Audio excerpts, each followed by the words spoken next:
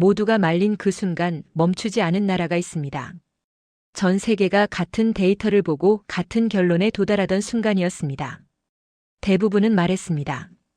지금은 아니라고, 위험하다고, 굳이 멈출 이유가 없다고 말입니다. 그 판단은 합리적이었고 계산도 틀리지 않았습니다. 그런데 그날 한 나라는 다른 선택을 했습니다. 정상이라는 판정 앞에서 한 번 더 멈췄고 모두가 말렸음에도 물러서지 않았습니다. 도대체 왜였을까요? 그 선택은 용기였을까요? 아니면 책임을 감수한 결정이었을까요? 지금부터 모두가 반대했던 그날의 선택이 어떻게 세계의 기준으로 남게 되었는지 그 이야기를 시작하겠습니다. 무료 구독과 좋아요는 영상 제작에 큰 힘이 됩니다. 저는 제임스 밀러입니다. 런던에서 30년 동안 국제 전략을 분석해왔어요. 수많은 국가의 선택을 봤죠. 대부분의 국가는 비슷한 순간에 비슷한 결정을 내립니다. 위험을 계산하고 반대를 듣고 결국 멈춰요. 2025년 12월 중순이었습니다. 아리랑 7호가 발사되고 약 2주가 지났을 때였어요. 한국항공우주연구원에서 긴급 화상회의를 소집했습니다. 국제 공동관측 프로젝트 파트너들이 모였죠. 저도 유럽 우주국 자문으로 참여했어요. 회의 안건은 간단했습니다. 초기 교정 데이터에서 미세한 편차가 발견됐다는 거였어요. 한국 측은 추가 분석이 필요하다고 했죠. 일주일 정도 시간이 필요하다고 했습니다. 저는 처음 그 제안을 듣고 이해가 되지 않았어요. 데이터는 이미 검토됐습니다. 모든 파라미터가 정상 범위였죠. 0.03%의 편차, 그건 오차 수준이었어요. 그런데 한국은 멈추자고 했습니다. 더 확인하자고요. 회의실 분위기가 묘해졌어요. 유럽 우주국 대표가 먼저 말했습니다. 일정에 차질이 생긴다고요. 이미 다음 단계 준비가 시작됐다고 했죠. 일본 측도 동의했어요. 비효율적이라고 말했습니다.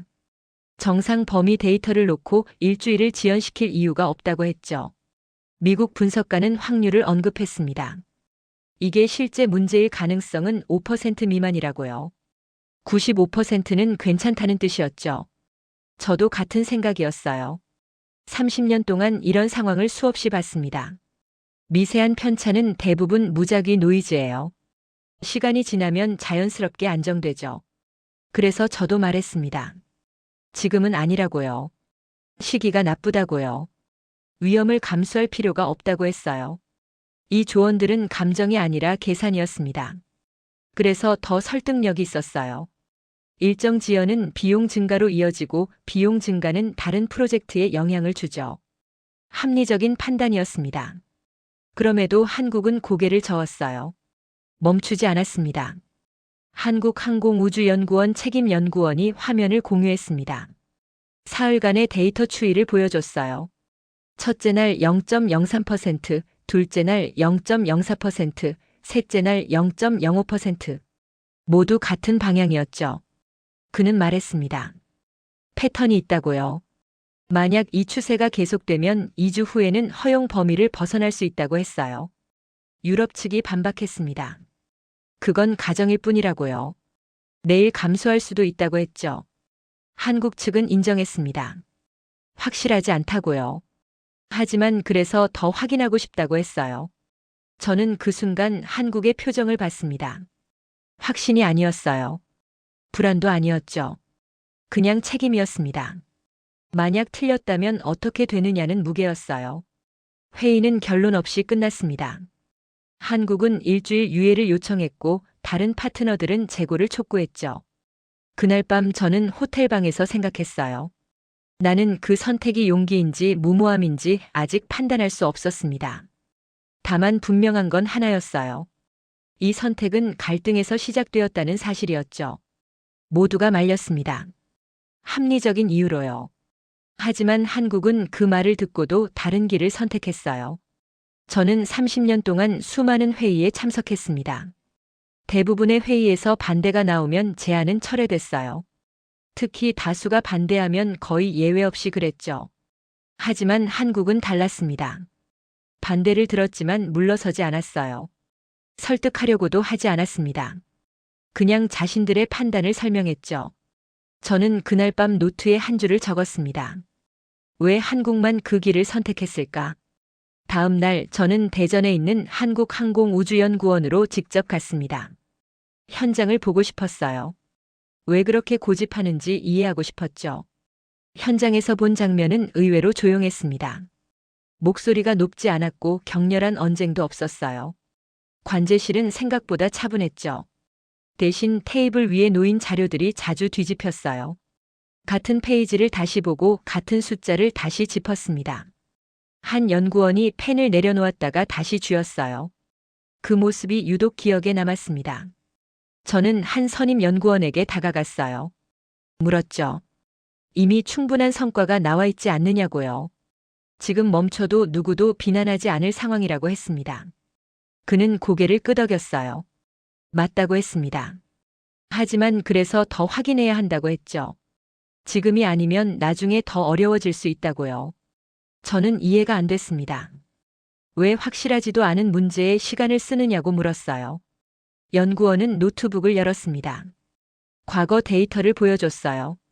아리랑 3호 개발 과정에서 놓쳤던 작은 문제가 나중에 큰 지연으로 이어진 사례였죠. 그는 말했습니다. 그때 배웠다고요. 이상하다는 느낌을 무시하지 말라고요. 저는 그 순간 깨달았어요. 이들은 서두르지 않고 있었습니다. 하지만 뒤로도 물러서지 않고 있었죠. 이상한 균형이었어요. 회의가 시작됐습니다. 10명 정도가 모였어요. 각자 의견을 냈죠. 온도 변화 가능성, 제어 모멘트 자유로 간섭 가능성, 광학계 정렬 문제 가능성. 모두 가설이었습니다. 확증은 없었어요. 하지만 흥미로운 점이 있었습니다.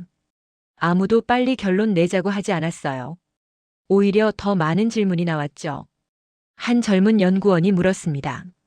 만약 이게 정말 문제라면 어떻게 대응해야 하느냐고요. 다른 연구원이 답했어요. 시나리오를 짜야 한다고요. 문제가 확인되기 전에 미리 준비하자고 했죠. 저는 놀랐습니다. 문제가 있는지도 모르는데 해결책을 먼저 준비한다고요. 비효율의 극치처럼 보였어요. 하지만 그들의 표정은 진지했습니다. 이게 그들의 방식이었죠. 회의가 끝나고 저는 관제실에 남았습니다. 연구원들이 일하는 모습을 지켜봤어요. 누군가는 데이터를 분석했고 누군가는 시뮬레이션을 돌렸습니다. 누군가는 손으로 메모를 남겼어요. 그때 한 연구원의 손이 멈췄습니다. 마우스를 쥔 손이었어요. 화면을 확대하고 다시 축소하고 또 확대했죠. 그 과정이 느렸습니다. 저는 그 순간을 놓치지 않았어요. 그건 망설임이 아니었습니다. 확인이었죠. 옆자리 연구원에게 뭔가를 보여줬습니다. 두 사람이 화면을 함께 봤어요. 그리고 고개를 끄덕였죠. 저는 그때는 몰랐습니다. 이 사소한 반복이 나중에 중요한 단서가 될 줄은요. 저녁이 됐습니다. 연구원들이 하나둘 자리를 떠났어요. 하지만 몇몇은 남아 있었습니다. 저도 남았죠. 한 연구원이 제게 커피를 건넸습니다. 그리고 말했어요. 우리는 빠르게 가는 것보다 확실하게 가는 걸 선택했다고요. 저는 물었습니다. 그게 항상 옳은 선택이냐고요. 그는 잠시 생각하더니 답했어요. 옳고 그름의 문제가 아니라고요. 책임의 문제라고 했습니다. 저는 그 말의 무게를 느꼈어요. 빠른 통과는 개인의 성과가 됩니다. 하지만 확실한 검증은 조직의 책임이 되죠. 그날 밤 호텔로 돌아와 저는 생각했습니다. 한국의 선택은 단순한 결단이 아니었어요. 훈련된 태도였죠. 그리고 이 태도는 하룻밤 사이에 만들어지지 않습니다. 수년, 아니 수십 년의 경험이 축적되어야 해요. 저는 노트에 적었습니다. 멈추지 않는 손. 그 반복 속에 답이 있을 것 같았어요. 사흘째 되던 날, 저는 한국 팀의 분석 방식을 관찰했습니다. 처음엔 기술 때문이라 생각했어요. 장비가 좋았고 데이터가 정교했죠. 그러나 자세히 볼수록 차이는 다른 곳에 있었습니다. 한국은 결과보다 과정을 먼저 질문했어요. 지금 통과해도 되는가 보다 지금 확인해야 할 건 없는가를 물었죠. 이 질문은 시간을 잡아먹습니다. 그래서 대부분의 조직은 피해요. 효율이 떨어지니까요. 그런데 한국은 이 질문을 회피하지 않았습니다. 한 회의에서 광학팀 연구원이 발표했어요. 렌즈 왜곡 보정 계수와 위성 본체 온도의 상관관계를 분석한 거였죠. 데이터를 겹쳐놓으니 미세한 연동성이 보였습니다. 완벽하게 일치하지는 않았어요. 하지만 패턴이 있었죠. 온도가 올라가면 왜곡도 약간 커졌습니다. 유럽 우주국 동료가 물었어요. 그 상관계수가 얼마냐고요? 연구원이 답했습니다. 0.67이라고요. 동료가 말했어요. 그 정도면 약한 상관관계라고요. 우연일 수도 있다고 했죠. 한국 측은 인정했습니다. 맞다고요.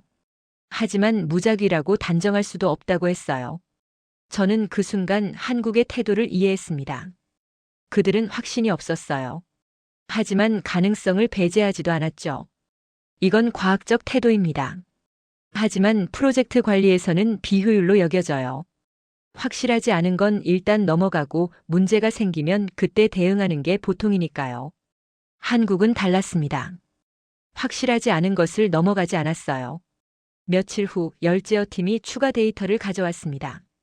위성이 태양을 향할 때와 그늘에 있을 때의 온도 변화를 정밀하게 측정한 거였어요. 그리고 그때마다 광학 데이터도 함께 기록했죠. 결과가 나왔습니다. 상관계수가 0.87로 올라갔어요.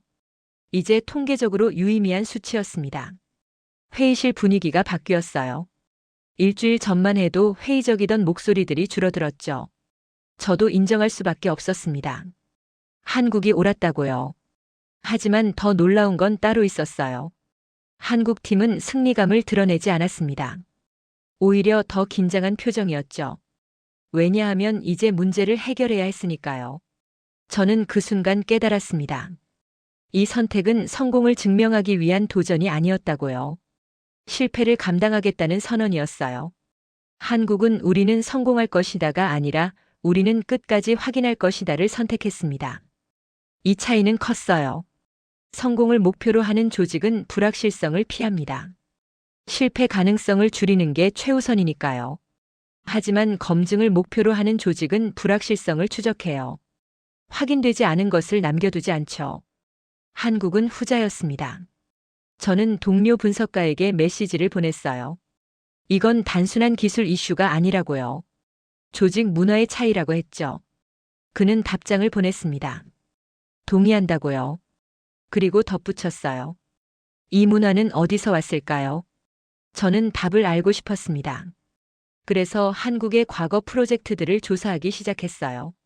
아리랑 1호부터 7호까지. 그 과정에서 한국이 겪은 실패들, 지연들, 예상치 못한 문제들 모두 기록으로 남아 있었죠. 그리고 그 기록들이 다음 프로젝트에 반영됐습니다. 저는 이해했어요. 이 태도는 경험에서 나온 거였습니다. 좋은 경험이 아니라 나쁜 경험에서요. 실패를 숨기지 않고 기록하고 기록을 바탕으로 학습하고 학습을 태도로 만든 거였죠. 저는 노트에 적었습니다. 다름의 이유. 그건 기술이 아니라 경험이었어요. 나흘째 국제 파트너들의 반대가 본격화됐습니다. 이메일이 쏟아졌어요. 일정 지연에 대한 우려, 비용 증가에 대한 문의, 다음 단계 준비 차질에 대한 불만. 반대는 합리적이었습니다. 일정은 촉박했어요. 아리랑 7호 이후에 대기 중인 다른 위성 프로젝트들이 있었죠. 하나가 밀리면 전체 일정이 흔들렸습니다. 외부 시선은 부담스러웠습니다. 국제 공동관측 프로젝트는 여러 나라가 지켜보고 있었어요. 지연은 신뢰 문제로 이어질 수 있었죠. 실패 가능성은 숫자로 정리되어 있었습니다. 95%는 정상이고 5%만 문제일 가능성. 이 확률로 일주일을 지연시키는 건 과도한 신중함처럼 보였어요. 화상회의가 다시 열렸습니다. 유럽 우주국 프로젝트 매니저가 말했어요. 지금 굳이 갈 필요가 없다고요. 다음 기회가 있다고 했죠. 일본 측 기술 책임자도 동조했습니다. 위험 대비 편익이 맞지 않는다고요. 만약 문제가 없다면 일주일을 낭비하는 거라고 했어요. 미국 분석가는 더 직설적이었습니다. 이건 과학이 아니라 불안이라고 했죠. 데이터가 정상인데 왜 의심하느냐고 물었어요. 저도 같은 생각이었습니다. 이 말들은 책임을 회피하기 위한 변명이 아니었어요. 오히려 책임을 줄이려는 선택이었죠. 지연은 위험입니다. 시간이 지날수록 변수가 늘어나니까요. 빨리 확정하고 다음으로 넘어가는 게 리스크 관리의 기본이에요. 그래서 더 강력했습니다. 합리적인 반대는 감정적인 반대보다 설득력이 있죠. 한국항공우주연구원 책임연구원이 침묵하고 있었어요. 모든 반대 의견을 다 듣고 있었습니다. 그리고 마지막에 말했어요. 만약 우리가 틀렸다면 어떻게 되느냐고요. 만약 이게 실제 문제인데 넘어갔다가 2주 후에 발견된다면요. 그때는 일주일이 아니라 몇 달이 걸릴 수 있다고 했습니다. 심하면 위성을 잃을 수도 있다고요. 회의실이 조용해졌습니다. 아무도 반박하지 못했어요. 왜냐하면 사실이었으니까요. 초기에 잡지 못한 문제는 나중에 더 큰 문제가 됩니다. 모두가 아는 사실이었어요. 하지만 그 가능성이 5%밖에 안 되니까 무시하고 있었던 거죠. 한국은 그 5%를 무시할 수 없다고 했습니다. 저는 그 지점에서 한국이 왜 말림을 받았는지 이해했어요. 그 선택은 시스템이 가장 싫어하는 선택이었기 때문입니다. 시스템은 효율을 사랑합니다. 빠른 의사결정, 명확한 기준, 예측 가능한 결과. 이게 현대 프로젝트 관리의 핵심이에요. 하지만 한국이 제시한 건 그 반대였습니다. 느린 확인, 모호한 신호, 불확실한 결과. 시스템 입장에서는 악몽이죠. 그래서 반대가 나온 겁니다. 나쁜 의도가 아니라 좋은 의도로요. 시스템을 지키려는 본능이었어요. 하지만 한국은 시스템보다 안전을 택했습니다. 회의가 끝났어요. 결론은 나지 않았습니다. 한국은 계속 분석하겠다고 했고 다른 파트너들은 계속 반대했죠. 저는 회의 후에 한국 측 책임연구원과 개인적으로 대화를 나눴습니다. 물었어요. 만약 아무 문제도 없다면 어떻게 하실 거냐고요. 그는 답했어요. 그래도 괜찮다고요. 확인했다는 게 중요하다고 했죠. 저는 물었습니다. 그럼 시간 낭비 아니냐고요. 그는 고개를 저었어요. 낭비가 아니라 투자라고 했습니다. 미래의 큰 문제를 막기 위한 투자라고요. 저는 그 말을 듣고 생각했어요. 관점의 차이구나. 효율 중심 시스템에서 신중함은 비용입니다. 하지만 안전 중심 시스템에서 신중함은 투자예요. 한국은 후자를 선택했습니다. 그날 밤 저는 노트에 적었어요. 말리는 논리. 그 논리는 틀리지 않았지만 한국의 논리도 틀리지 않았습니다. 문제는 어느 쪽을 우선하느냐였어요. 닷새째 되던 날 전환이 일어났습니다. 전환은 조용히 일어났어요. 극적인 발견이 아니었습니다. 데이터가 쌓이면서 패턴이 명확해진 거였죠. 추가 검토 과정에서 예상과 다른 흐름이 드러났습니다. 렌즈 왜곡 보정 개수와 본체 온도의 상관 개수가 0.87까지 올라갔어요. 작은 편차였지만 일관된 방향성이 있었습니다. 광학팀이 시뮬레이션을 돌렸어요. 만약 이 추세가 계속된다면 어떻게 되는지요? 결과는 명확했습니다. 2주 후면 허용 범위를 벗어날 거라고 나왔죠. 대부분은 넘어갈 수 있는 수준이었어요. 실제로 일주일 전에는 모두가 그렇게 판단했죠. 하지만 이상하게도 그 편차는 반복되고 있었습니다. 이제 논리가 흔들리기 시작했어요. 괜찮다던 말은 조금 더 보자로 바뀌었습니다. 말리던 쪽에서도 확신이 줄어들었어요. 화상회의가 다시 열렸습니다. 이번엔 분위기가 달랐어요. 반대 의견이 줄어들었죠. 유럽 우주국 대표가 말했습니다. 한국의 판단을 존중한다고요. 추가 분석을 계속하는 게 맞겠다고 했어요. 일본 측도 동의했습니다. 안전이 우선이라고요. 미국 분석가는 침묵했어요. 더 이상 반대하지 않았습니다. 저는 그 변화를 지켜봤어요. 일주일 전과 뭐가 달라진 걸까요? 데이터는 크게 변하지 않았습니다. 여전히 미세한 편차였고 여전히 허용 범위 아니었어요. 하지만 패턴이 확인됐죠. 그 패턴이 모든 걸 바꿨습니다. 이 순간 선택의 성격이 바뀌었어요. 무모함의 문제에서 책임의 문제로요. 일주일 전에 한국의 선택은 무모해 보였습니다. 확실하지도 않은 문제에 시간을 쓰니까요. 하지만 지금은 달랐어요. 한국의 선택은 책임감 있어 보였습니다. 문제를 확인하려는 노력이었으니까요. 저는 깨달았어요.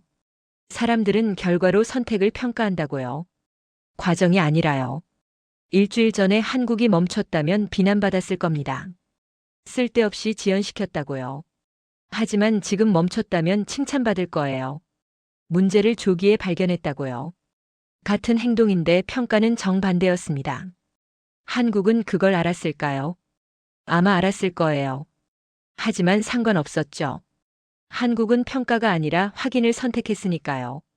며칠 후 해결책이 나왔습니다. 열제어 시스템 설정을 조정하는 거였어요. 지상에서 명령을 보내 위성 본체의 온도 변화폭을 줄이는 겁니다. 일주일 동안 시험했어요. 효과가 나타났습니다. 온도 변화가 줄었고 렌즈 왜곡 계수도 안정됐죠.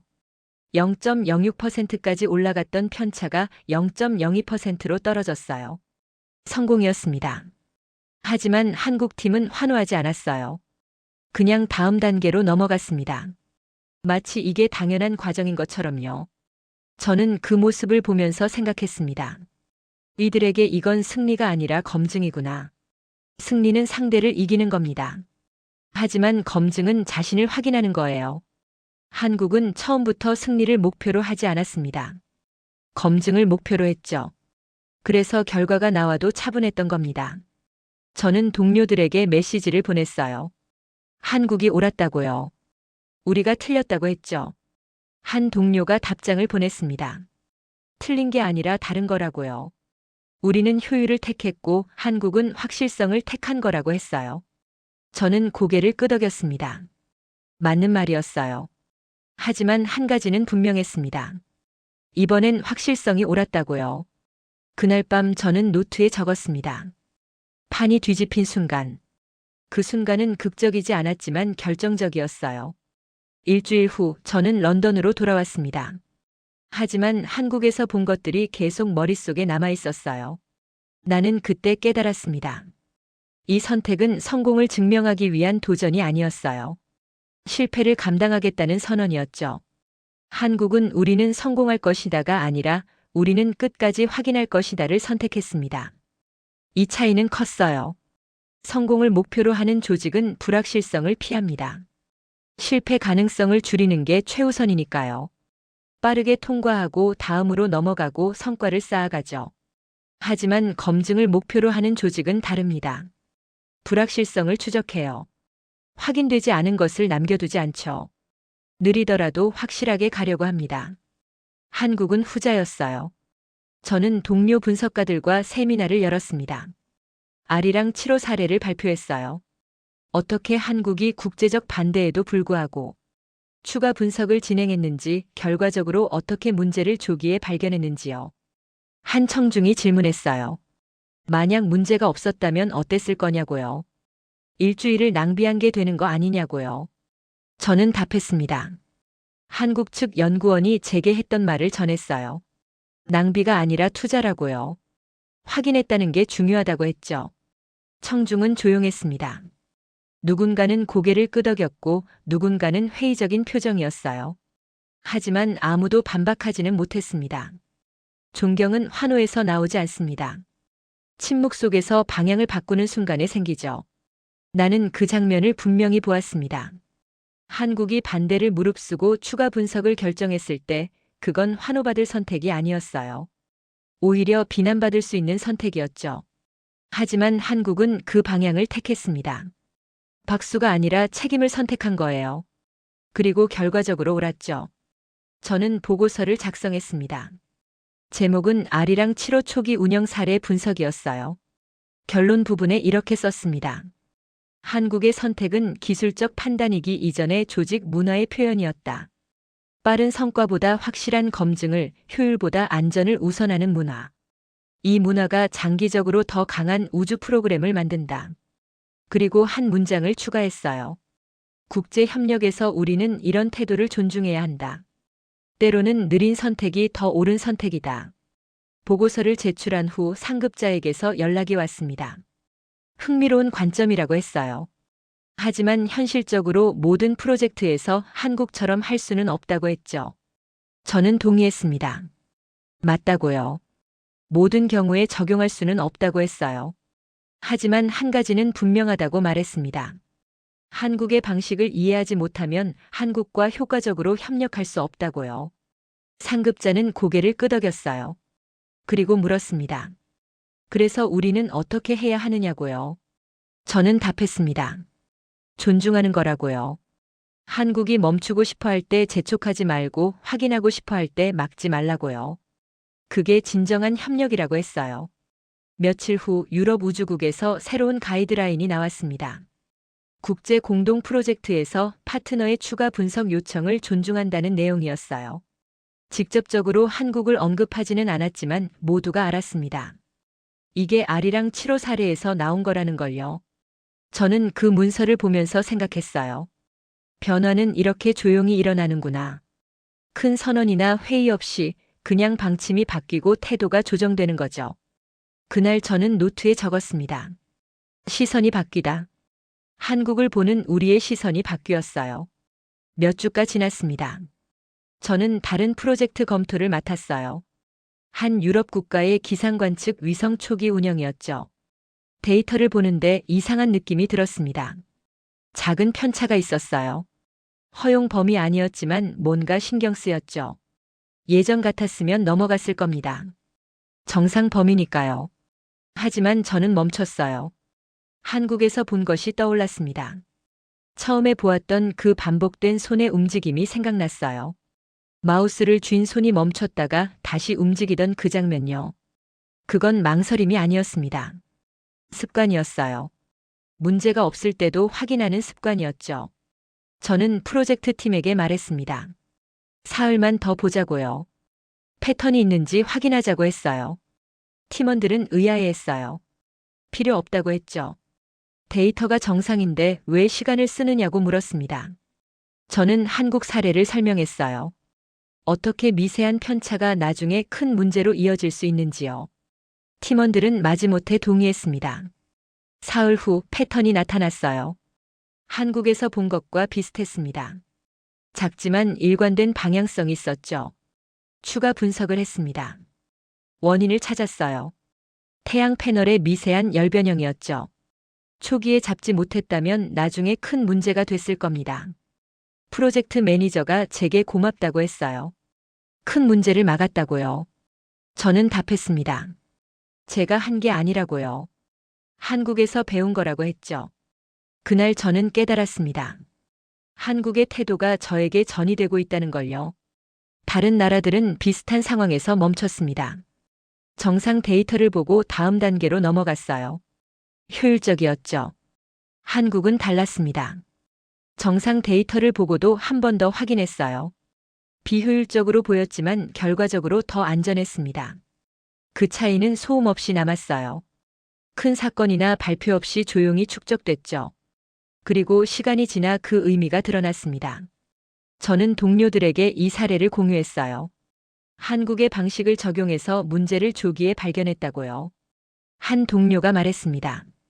흥미롭다고요.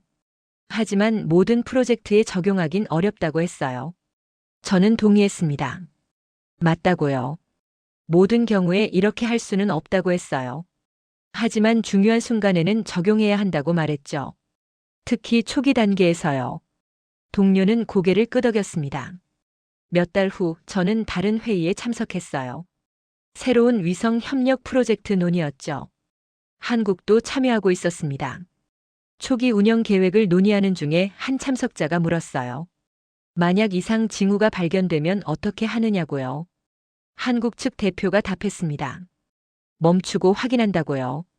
설령 정상 범위여도 패턴을 본다고 했어요. 예전 같았으면 누군가 반대했을 겁니다. 비효율적이라고요. 하지만 이번엔 아무도 반대하지 않았어요. 오히려 고개를 끄덕이는 사람들이 있었죠. 저도 그중 하나였습니다. 회의가 끝나고 저는 생각했어요. 되돌아온 단서구나. 한국이 보여준 그 반복된 확인, 그 멈춤, 그 신중함. 처음엔 이상해 보였던 것들이 이제는 모범 사례가 되고 있었어요. 소음 없이 조용히요. 그날 저는 노트에 적었습니다. 여운. 한국의 선택이 남긴 여운은 생각보다 길고 깊었습니다. 이제 나는 한국을 예전처럼 보지 않습니다. 2026년 초 저는 새로운 국제 우주 협력 프레임워크를 설계하는 태스크포스에 참여했어요. 여러 나라의 전문가들이 모였죠. 한국도 포함되어 있었습니다. 회의에서 초기 운영 프로토콜을 논의했어요. 어떤 기준으로 다음 단계로 넘어갈 것인가? 언제 멈춰야 하는가? 누가 결정권을 갖는가? 한 참석자가 제안했습니다. 모든 파라미터가 정상 범위면 자동으로 승인하자고요. 효율적이라고 했죠. 다른 참석자가 반대했어요. 너무 경직적이라고요. 유연성이 필요하다고 했습니다. 저는 한국 측 대표를 봤어요. 그는 조용히 듣고 있었습니다. 그리고 말했습니다. 숫자만으로는 부족하다고요. 패턴을 봐야 한다고 했어요. 정상 범위여도 방향성이 있으면 확인해야 한다고요. 회의실이 조용해졌습니다. 모두가 아리랑 7호 사례를 떠올렸을 거예요. 한 유럽 대표가 말했습니다. 동의한다고요. 한국의 경험이 이 프로토콜에 반영되어야 한다고 했죠. 다른 참석자들도 하나둘 찬성했습니다. 최종 프로토콜에는 이런 문구가 들어갔어요. 파트너의 추가 확인 요청은 정당한 사유로 간주하며 프로젝트 일정보다 안전을 우선한다. 간단한 문장이었지만 의미는 컸습니다. 한국의 태도가 국제 기준이 되고 있었어요. 그들은 따라오는 나라가 아니었습니다.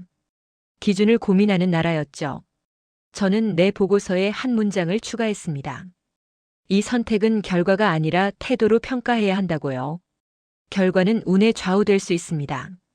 이번에 문제가 발견됐지만 다음번에는 아무 문제 없을 수도 있어요. 하지만 태도는 다릅니다. 태도는 일관되게 유지되죠. 한국은 문제가 있든 없든 똑같이 확인할 겁니다. 그게 태도니까요. 그리고 그 태도가 장기적으로 더 강한 프로그램을 만듭니다. 며칠 후 저는 한국항공우주연구원에서 온 이메일을 받았어요. 새로운 협력 프로젝트 제안이었습니다. 유럽과 한국이 함께하는 지구관측 위성 컨소시엄이었죠. 저는 제안서를 읽으면서 흥미로운 부분을 발견했어요. 초기 운영 단계에 충분한 검증 기간을 둔다는 거였습니다. 정상 데이터가 나와도 최소 2주간 패턴을 관찰한다고 명시되어 있었죠. 한국의 경험이 반영된 거였어요. 저는 제안을 긍정적으로 검토하겠다고 답했습니다. 그리고 한 문장을 추가했어요.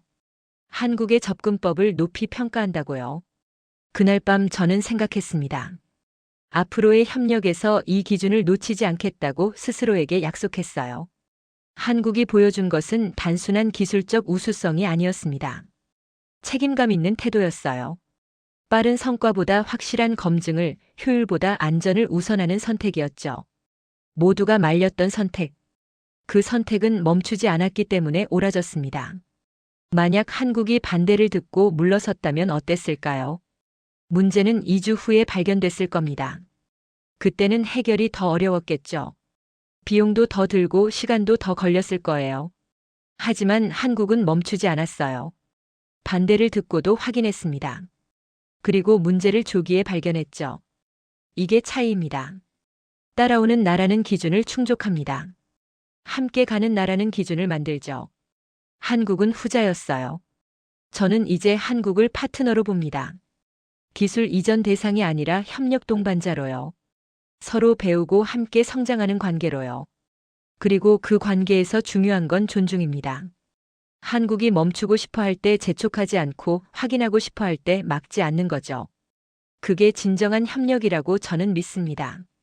몇 달 후 저는 런던에서 세미나를 열었어요. 제목은 국제 우주 협력의 새로운 패러다임이었습니다. 발표에서 아리랑 7호 사례를 다뤘어요. 어떻게 한국이 국제적 반대를 무릅쓰고 올바른 선택을 했는지, 그 선택이 국제 기준에 어떤 영향을 미쳤는지요. 청중은 집중했습니다. 질문도 많이 나왔어요. 한 청중이 물었습니다. 결국 무엇이 한국을 다르게 만들었느냐고요. 저는 잠시 생각하고 답했어요. 태도라고요. 결과를 추구하는 태도가 아니라 과정을 존중하는 태도. 성공을 증명하려는 태도가 아니라 실패를 감당하려는 태도. 빠르게 가려는 태도가 아니라 확실하게 가려는 태도라고 했습니다. 그 태도가 한국을 다르게 만들었다고요. 세미나가 끝나고 여러 사람이 다가왔어요.